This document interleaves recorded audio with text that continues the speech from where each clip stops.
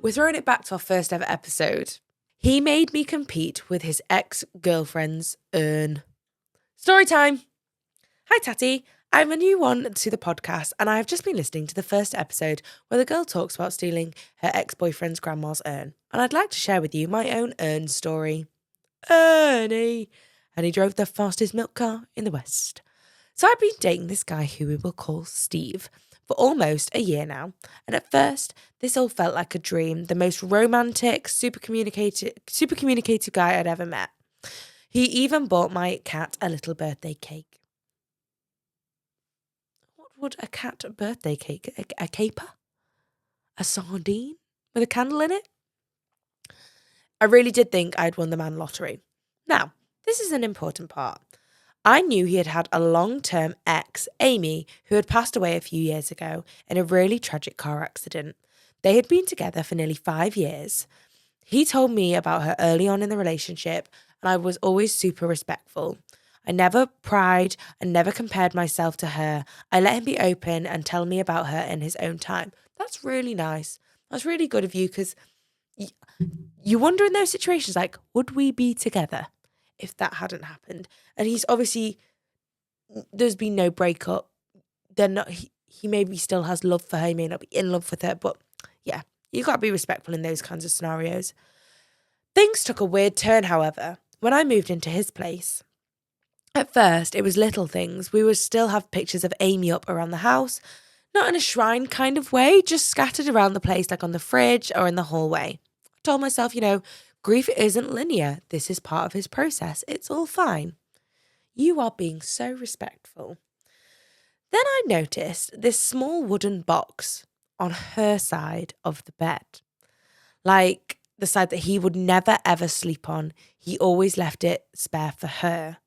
I figured it was just something sentimental, maybe old letters, a keepsake box, and I never ever touched it. Until one day, I'm vacuuming. Oh God. I'm vacuuming and oh Jesus Christ, please dear God, don't vacuum up the ashes. God forbid. It's like a shaken back. Shaken back with Amy. That's awful. Can't believe I just said that. Until one day I'm vacuuming and accidentally bumped the nightstand and the box fell off. Lid popped open and it was actual human ashes. Amy's ashes. I dropped the vacuum. Thank God. Thank God. I hope not onto the ashes.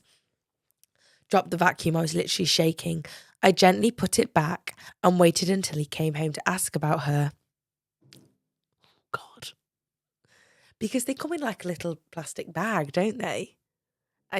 How strange that we're just deduced to a baggie. God. There's so much of us and then there's so little of us. I mean, I'm sure my family have part of the ashes. They've got a portion. Cool. I was going to say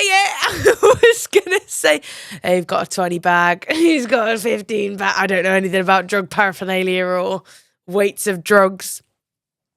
Anyway, can I get 2 grams of Amy's ashes, please? So, we should respect the dead. I gently put it back and waited for him to come home before I asked him about her.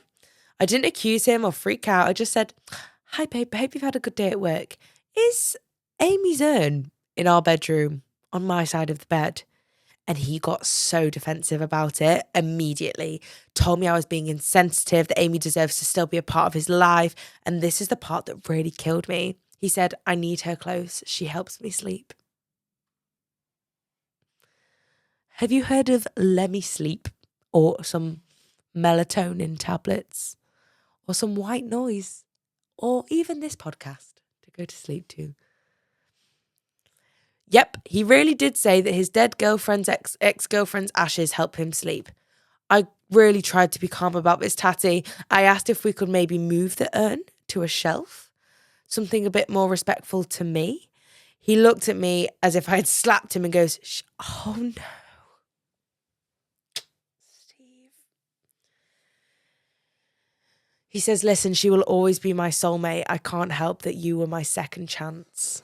Second chance. Second chance. Excuse me? I'm trying to compete with the cremated remains of his ex-girlfriend. I never signed up to be in a ghost love triangle. But I'm really stuck here because if I say this too much, I'm the bad guy who can't handle my boyfriend's grief. But if I stay, I'm literally sleeping next to a dead woman. So what do I do? Am I being heartless, or is this a whole psychological horror film waiting to happen? This is really tricky. It sounds like you're doing everything right. They broke up 5 years ago. And how long? Well, no, she died 5 years ago. And how long have you been together? Almost a year. So it's been 4 years. It's tricky because he was going to marry her. All being well. He was going to marry her. And now you're with him, with Amy on the sideboard. Listen, it's tricky. He's got to respect that you never knew Amy. You don't owe Amy anything. You don't know. You've been so understanding and calm surrounding his grief for his ex-girlfriend. I don't see anything wrong. Why can't we move Amy to his side of the bed? What's up with that? If he's helping you sleep from 5 feet away. Maybe it's just the calming presence and knowing that she's there. And I think he clearly has a big hole in his heart caused by Amy's death. You do not deserve to have to deal with that. You certainly do not deserve to be called someone's second chance, because let's call it what it is, that's a second choice. Amy was always going to be the first and is somewhat in situation still being second. You're still being second choice. He is still putting Amy first. Oh, I think you need to have a long, hard sit down and think about this one. It's only been a year, but it's been 5 years of his grief. And if this is the point he's at now, you want to feel like you can move forward with the relationship. And unfortunately, I don't feel like Steve is at that point yet where he's ready to relinquish a little bit of Amy. Let her go. Let her fly free. Just pop her on the shelf. We'll buy the TV. She can watch TV. Chill out. Kick back. Relax, my dudes. I think he still loves her. Hey, at least you're not throwing her off a cliff. That's all I'm saying. And I really do not recommend you do that at all. Just glad you didn't hoover up the ashes. Could you imagine? Jesus. Maybe could we put a lock on it? Like a little key and padlock magnet? I don't know. Yeah, really tough, babe. I'm really sorry. That's so shit. If it were me, I would be thinking, I don't think this man is ready for a relationship yet. He clearly has ties to his ex-girl. Please fill my cup. Am I really asking for much? It's been a long week, I'm looking for fun. Please fill my cup. Find me under the sun. SOS, I'm just looking for a good time. Oh, oh, oh, oh. And I'm singing like, whoa, oh, oh, oh. Lit check, been a minute, let me hit the homies in a group text. 10 years, same team. True vets. Gotta